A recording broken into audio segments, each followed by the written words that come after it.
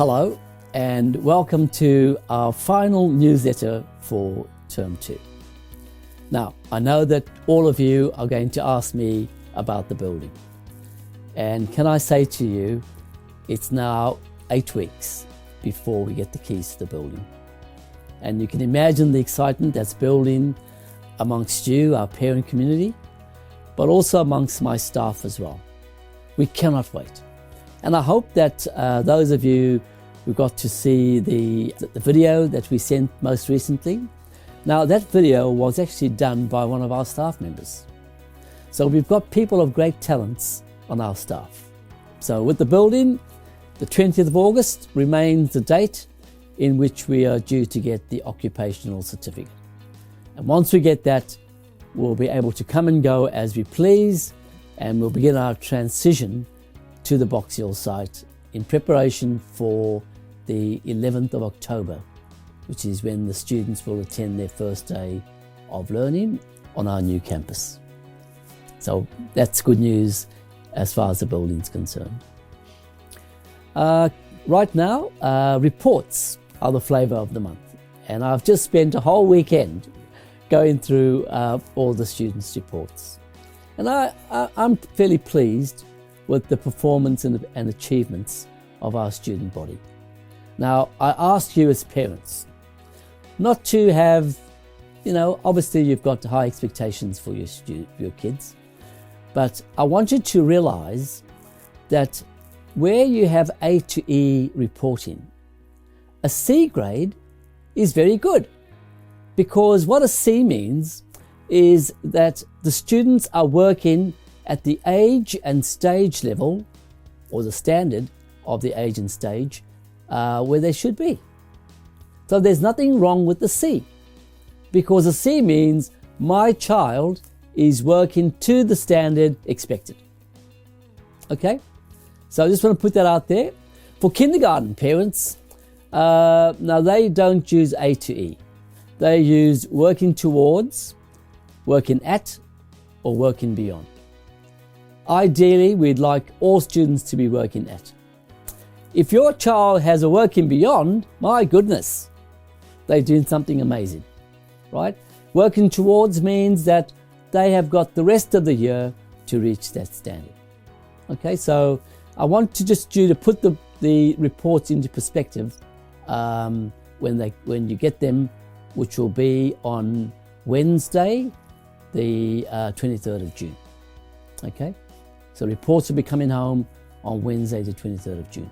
Now, with the reports, you will get information about what we have started doing yesterday and today, your student video reflections. This is mainly in the high school. So what we're doing is we're giving your child a copy of their report, and we're asking them to reflect on things like their behaviour in class, their preparedness for learning, whether they have met the deadlines set for different benchmarks and assessment tasks, any patterns they see in different subject areas, and any common themes. And we're asking them to reflect on all those things and to come up with a strategy, a goal on how they can improve whatever they need to improve on for the next semester. Okay? Now, that process is happening as we speak. So when you get to the reports on the 23rd of June, you will get information about where you can access your child's video reflection on their digital portfolio. Now, as I keep saying to you parents, the reports should not be a surprise. In fact, it should be a confirmation of what you already know. Because I've been banging on about Seesaw in the primary school, and in the high school, our digital portfolios. We've had webinars we shared with you on how to access these portfolios. Last week, we had a webinar again about what to expect with the parent-teacher interviews in the primary and what to expect with the student-led conferences. So we're doing our bit to educate you as to how things are different when it comes to reports and the traditional parent-teacher interviews. Look, I'm not a big fan of what I call the speed dating. 5 minutes here, 5 minutes, 5 minutes there with different teachers. That doesn't work for me. So we will allocate you 20 minutes with one teacher, and you feel free to arrange alternative appointments with specific teachers.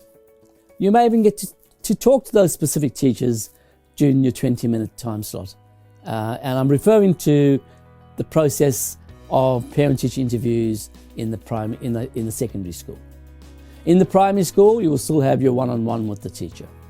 But in the secondary, to be able to see 8 teachers over an hour, I call it speed dating, okay? Because really, it's meaningless. You need a block of time to go through and unpack and to work on strategies. And that's what we're trying to do with our student-led conferences. What we're also trying to do is we're trying to make the students more independent, because our goal here at Santa Sophia is to make the students assessment capable, right? John Hattie, parents. John Hattie he's the world's best educational researcher. And he reckons that if a student can become assessment capable, which is another word for independent learners, then the effect size is 1.44. That means that they will triple the amount of growth that they can do in 1 year's worth of learning. Okay? So 1.44 effect size of students being independent learners. And this is our way of making them independent. When they get to university, they'll have all the skills to succeed. Okay? Because they will have that sense of assessment capable learners. Okay. Now, of recent time, we've asked you to give myself and my executive team feedback, okay, on the Tell Them From Me survey. It's an online survey. We've sent out a school bag note explaining to you how to access the survey. Look, it will take up to 20 minutes. And I know that can be off-putting. You know, any surveys that I do, how long is it going to take? That's the first question I ask. But this, I'm asking you to make an exception, because the feedback that you give us can either help us maintain what we're doing or get us to change what we're doing.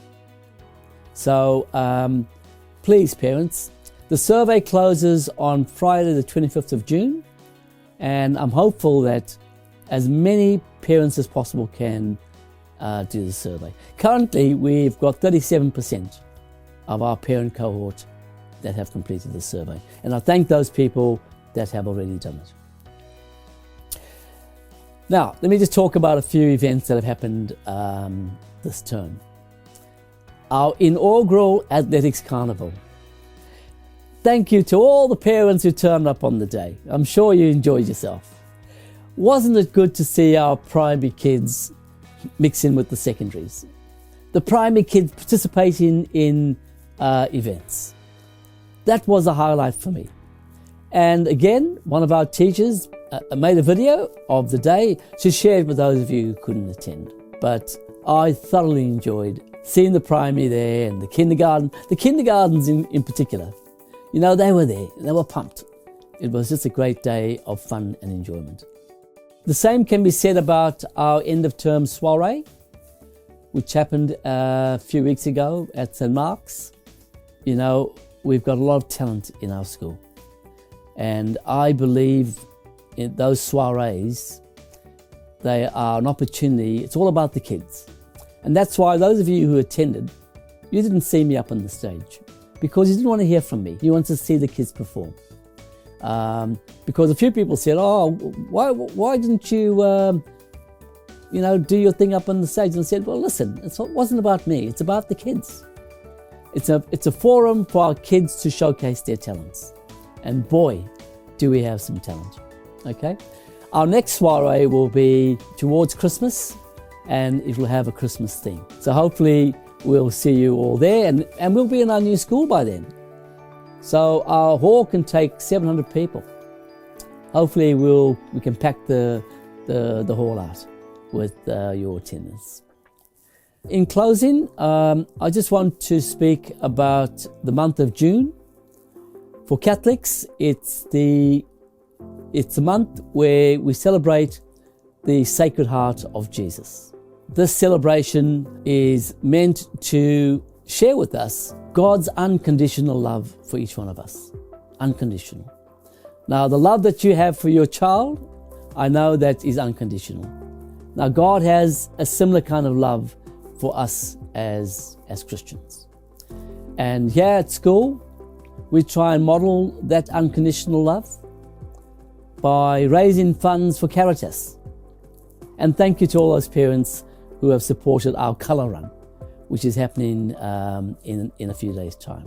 Okay, that money goes to Caritas, and Caritas is a well-known Catholic organisation that supports the needs of those in most need. At our primary school each day, we celebrate God's unconditional love in our prayer circle.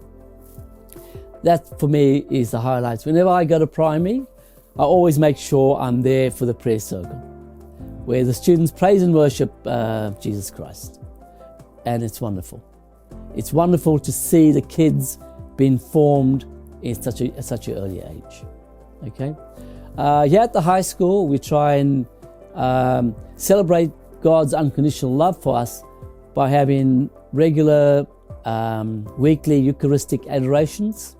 And Father Carlos and Father Omar often come onto site and give the kids an opportunity for confession, which will all continue when we get to our new site. So parents, it's been a long, hard term. I think we're all just about ready for a holiday. My teachers, I had a brief meeting with them this morning, and they can't wait until Thursday, which is the last day of school for the kids. And Friday we'll have a day where we focus on our staff formation, okay? Because a lot of what we do is meant for the kids, but we also need to nurture the spirituality of our teachers. I'm sure you all agree with me on that point. Looking to next term, don't forget that the first day of next term is the Staff Development Day, and the second day is our student-led conferences in the secondary school and the parent-teacher interviews in the primary. Details will come to you before the end of the term as to how you can book in with those parent-teacher interviews and the student-led conferences. Okay, so bye for now, and I can assure you I'm looking forward to a nice rest over the next fortnight. See you.